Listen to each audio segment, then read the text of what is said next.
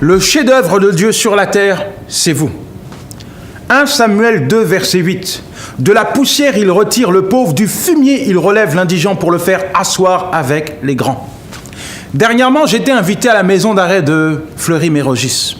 Beaucoup de gens étaient là dans l'amphithéâtre et en entrant dans la salle, il y a une personne qui est là au fond qui scande mon nom. Yanis, Yanis, viens, viens, viens. Surpris, je me dis, mince, mais qui m'a reconnu dans cet endroit? Pourtant, ça fait longtemps que je n'ai pas mis les pieds en prison. Plus je m'approche de cette personne, plus je m'aperçois que c'est Polo. Et vous savez, Polo et moi, c'est une histoire qui remonte 17 années en arrière. À cette époque, Polo était un rasta indigent qui dormait dans la cave et moi, j'étais le plus gros dealer du quartier. De temps en temps, Polo, il sortait de sa cave pour me demander une petite boulette de cannabis. Alors moi, je lui donnais une boulette de shit en lui disant « Rentre dans ta cave, Polo, tu vas faire fuir ma clientèle. » Et là, dans cette prison, Polo, il est content, il est heureux de me voir. Et il me demande de venir à ses côtés. Je sais ce qu'il est en train de se dire. Il est en train de se dire, chouette, Yanis est de nouveau incarcéré, il va me donner de quoi fumer dans ma cellule, je vais pouvoir planer un peu. Alors je m'approche de Polo et je le salue, et il me regarde et me dit, Yanis, vas-y, raconte-moi, qu'est-ce que tu as encore fait comme bêtise pour être en prison?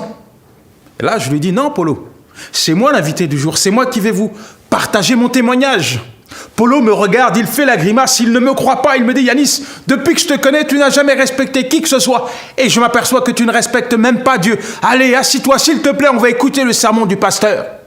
Ok, je prends place à côté de Polo, et après la louange, le pasteur dit, voilà, aujourd'hui nous avons un invité, quelqu'un qui a connu le milieu carcéral et qui va vous partager son témoignage. J'ai nommé Yanis Gauthier, je me lève et je viens pour partager mon témoignage à tous ces frères qui me ressemblent tellement. Je dis haut et fort ce que j'étais hier et comment Dieu a changé ma vie. Et à la fin, je fais un appel.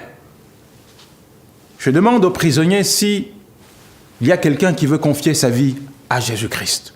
Tous les prisonniers se lèvent. Et c'est au tour de Polo qui s'avance vers moi. Il est effondré, il est en larmes. Il me dit, Yanis, tu sais, quand j'étais petit, j'allais à l'église. J'allais à l'école du dimanche. Le soir, mon père me racontait des histoires de la Bible pour m'endormir. Mais à un moment donné, Yanis, j'ai commencé à faire des bêtises. Et à force de les accumuler, j'ai vraiment cru que Dieu était en colère contre moi. Alors, j'ai fermé ma Bible, j'ai tourné le dos à l'église, tourné le dos à Dieu, croyant fermement qu'un jour, la main de Dieu allait me frapper, me stopper.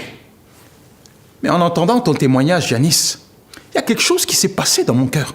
Parce que moi, je sais ce que tu as fait dans ta vie. Tu étais bien plus méchant que moi, tu étais plus mauvais que moi. Alors là, sur ma chaise, je me suis dit en moi-même, mais ce n'est pas pensable, ce n'est pas croyable. Si Dieu a pu pardonner quelqu'un comme toi, si Dieu a pu changer quelqu'un comme toi, il peut me pardonner et il peut changer ma vie. Me voici ici, Yanis. Je veux confier ma vie à Jésus-Christ pour qu'il la change. Et là, dans cette prison, Polo a pris un engagement avec Dieu qui a changé le reste de sa vie. Qu'importe les erreurs que vous avez commises hier, aujourd'hui, vous devez prendre conscience que les mains de Dieu sont une véritable usine de recyclage. Oui, Dieu se plaît à saisir les personnes qu'on a exclues, rejetées. Il veut faire d'eux des êtres exceptionnels sur la terre. Pourquoi? Parce qu'il les aime. Le psalmiste disait avec justesse, « Je te loue de ce que je suis une créature si merveilleuse. Tes œuvres sont admirables et mon âme les reconnaît bien. »